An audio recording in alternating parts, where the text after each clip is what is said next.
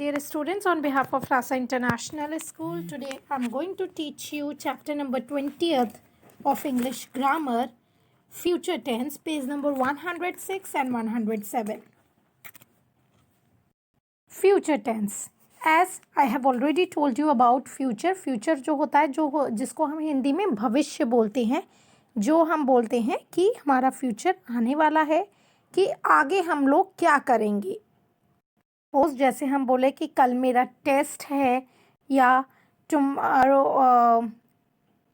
Tomorrow I have to go somewhere, right, कि कल कहीं मुझे मार्केट जाना है या कहीं भी जाना है, तो हम उसको फ्यूचर टेंस बोलते हैं और फ्यूचर बोलते हैं जब हम फ्यूचर की बात करते हैं। So let's start with the future tense now.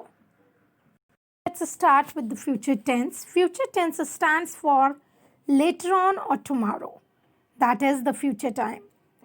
Future tense वो होता है, या तो हम बोलते हैं लेटर ऑन कि बाद में होगा, या फिर वो चीज़ टुमारो जो कल होगी, जिसको हम फ्यूचर टाइम बोलते हैं, आने वाला समय बोलते हैं जो। It is used in a sentence to indicate that the action will happen in the time to come. ये वो सेंटेंस में वो इंडिकेट करता है, वो हमें एक्शन बताता है कि जो आने वाले समय में होगा।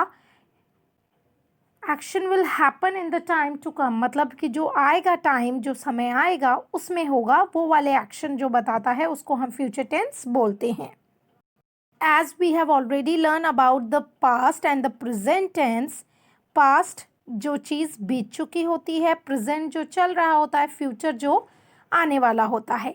ऐसे ही हमने 4 टाइप्स लर्न किए थे, पास्ट टेंस के, प्रेजेंट टेंस के। Now in this video we are going to learn about the 4 types of future tense. First one is simple future, future continuous, future perfect continuous. Simple future you can see here. Satish will get up early in the morning. Satish जो है वो सुबह जल्दी उठ जाता है, ठीक है।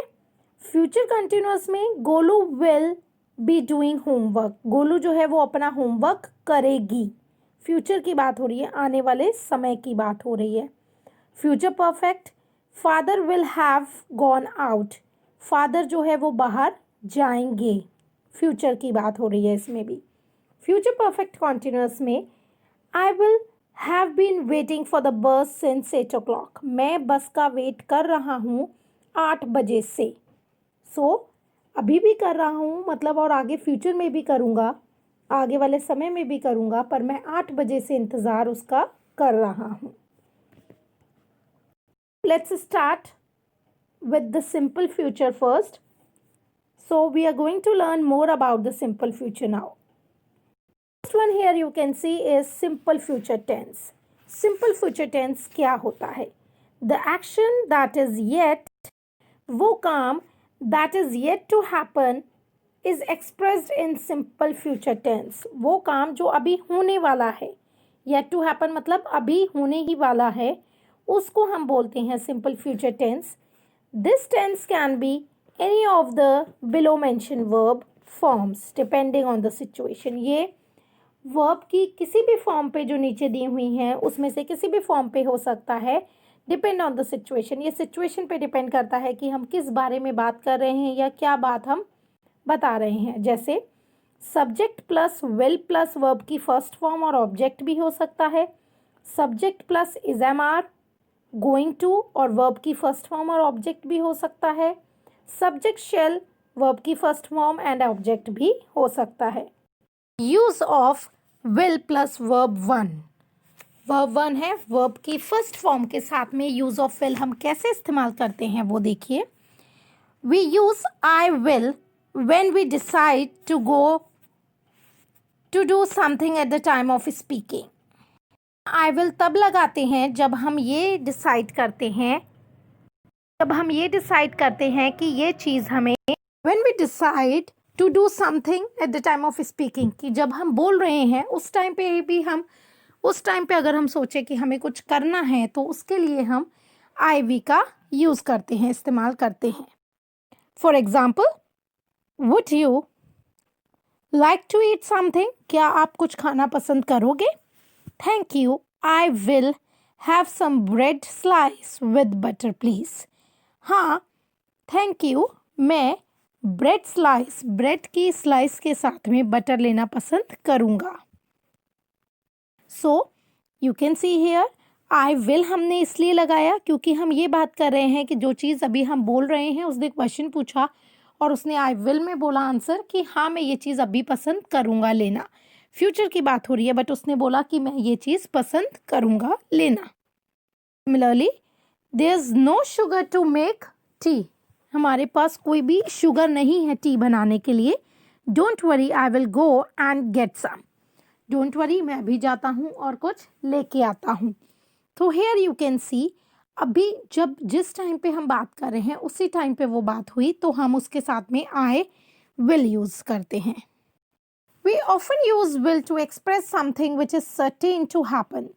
कुछ चीज़ें जो कभी कभार होती हैं उनके लिए हम विल का यूज करते हैं, जैसे विच कैन नॉट चेंज, जो चीज़ कभी भी चेंज नहीं होगी तो हम उसके लिए विल का इस्तेमाल करते हैं। जैसे the school will remain closed for Christmas. ये चीज़ है, ये सर्टेन हुई, एकदम से हुई और ये चेंज नहीं हो सकती कि स्कूल जो है वो क्रिसमस पे क्लोज रहेगा। The jury will not declare the judgment before Monday. Jury जो है वो जजमेंट जो है, रिजल्ट जो है वो मंडे से पहले जजमेंट डिक्लेयर नहीं करेगी कि क्या रिजल्ट है, क्या जजमेंट है, वो डिक्लेयर नहीं करेगी। वो भी एक सर्टेन चीज़ है जो चीज़ चेंज नहीं हो सकती कि ऐसा होगा ही होगा, तो उसके लिए हम ओनली विल का यूज़ करते हैं। Use of shall plus verb की first form. Use of shall का हम वर्ब की फर्स्ट फॉर्म के साथ में कैसे यूज़ करते हैं। Shall is not common in modern English. Shall जो है वो कॉमन नहीं है मॉडर्न इंग्लिश में। It is use mostly in, हम शेल तब यूज़ करते हैं जब हमें कोई क्वेश्चन पूछना होता है। जैसे हम पूछते हैं shall I give you something, या इस टाइप से जब हम पूछते हैं तो शेल का हम यूज़ करते हैं। जब हमें कोई क्वेश्चन पूछना होता है, पुटिंग अप एनी प्रपोजल, या हमें कोई प्रस्ताव रखना होता है, तब हम लोग कोई भी प्रपोजल रखना होता है हम शेल का यूज़ करते हैं। शोइंग प्रोबेबिलिटी, जब हमें प्रोबेबिलिटी शो करना होता है तब भी हम शेल का यूज़ करते हैं। प्रपोजल रखने के लिए पहले हम देखिए क्या, जैसे हम बोलते हैं for example shall I get you some coffee, क्या मैं आपके लिए कुछ कॉफ़ी ले आऊँ। तो गेट हो गया वर्ब की फर्स्ट फॉर्म इधर। सो शेल हमने यूज़ किया कि क्या मैं आपके लिए ले आऊँ, तो प्रपोजल हमने प्रपोजल रखा कि क्या मैं ले आऊँ ऐसा, हमने एक बात कही, अपनी प्रस्ताव रखा कि ऐसा होना चाहिए। Next is permission. Shall we visit amusement park this weekend, क्या हम अम्यूजमेंट पार्क इस वीकेंड पे जा सकते हैं। ये परमिशन ली गई है कि ये हम परमिशन ले रहे हैं, मतलब एक उनकी आज्ञा पूछ रहे हैं कि हम ऐसा कर सकते हैं। Sky is overcast it shall rain tonight. Sky जो है, जो आसमान है, वो उससे ये अनुमान लग रहा है कि आज रात बारिश होगी। तो ये प्रोबेबिलिटी है, मतलब हो सकता है ऐसा हो सकता है कि ना भी हो, बट आसमान देख के लग रहा है कि आज बारिश होगी। You can C future simple, और सिंपल फ्यूचर के साथ हम क्या यूज़ करते हैं। This tense is used to describe an action that has not happened yet. जैसे I told you previously about this simple future tense कि वो action जो अभी हुआ नहीं होता उसको जो describe करता है, हम उन tenses को हम future simple tense बोलते हैं। इसके 3 structure होते हैं जो मैंने अभी आपको बुक में भी बताया था। subject plus am is are, going to and verb, okay, verb की first form. Then structure second होता है subject, am is are, verb की ING form, subject will shall, will या शैल भी आता है, लगा सकते हैं, और वर्ब की first form again. Example you can see, first one is subject is am are, और जब वर्ब लगाते हैं तो हम लिख सकते हैं I am going to the shop, कि मैं शॉप पे जाऊंगा, मैं जा रहा हूँ। She is going to buy some clothes, वो जा रही है कुछ क्लोथ्स कपड़े खरीदने। वो एक्शन जो अभी हुआ नहीं है बट ये होगा, ठीक है। Similarly next structure is subject is am are verb की ING form. For example, we are having dinner at the restaurant tomorrow. हमारा डिनर है रेस्टोरेंट में कल, रेस्टोरेंट में हमारा डिनर है। सो ये कल की बात हो रही है, फ्यूचर की बात हो रही है। वी आर हमने यूज किया और हैव की आईएनजी फॉर्म यूज करी having. Structure 3, subject will shall और वर्ब, जैसे we will go to the market on Wednesday, हम लोग वेनसडे को मार्केट जाएंगे। वी के साथ हमने लगाया विल, ठीक है।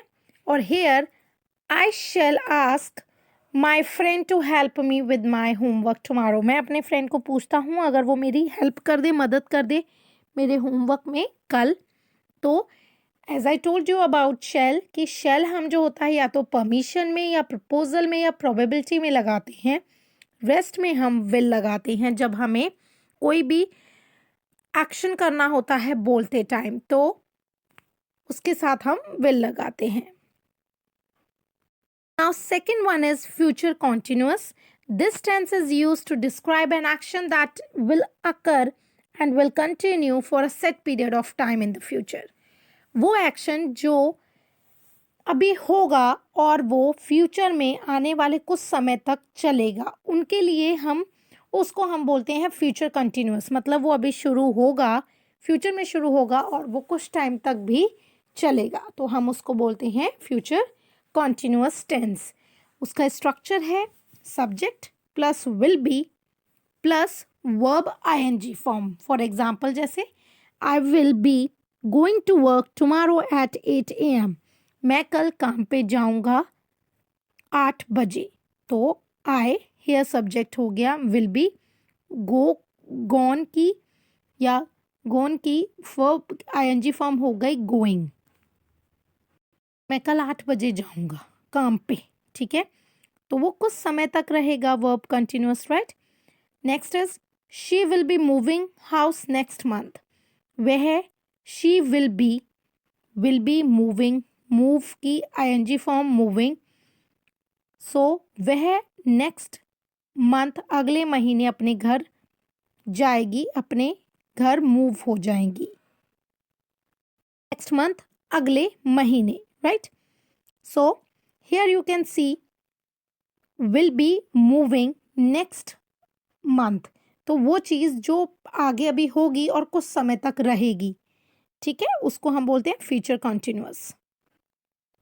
Rest 2 we will learn in part 2 video. Thank you very much. Have a nice day.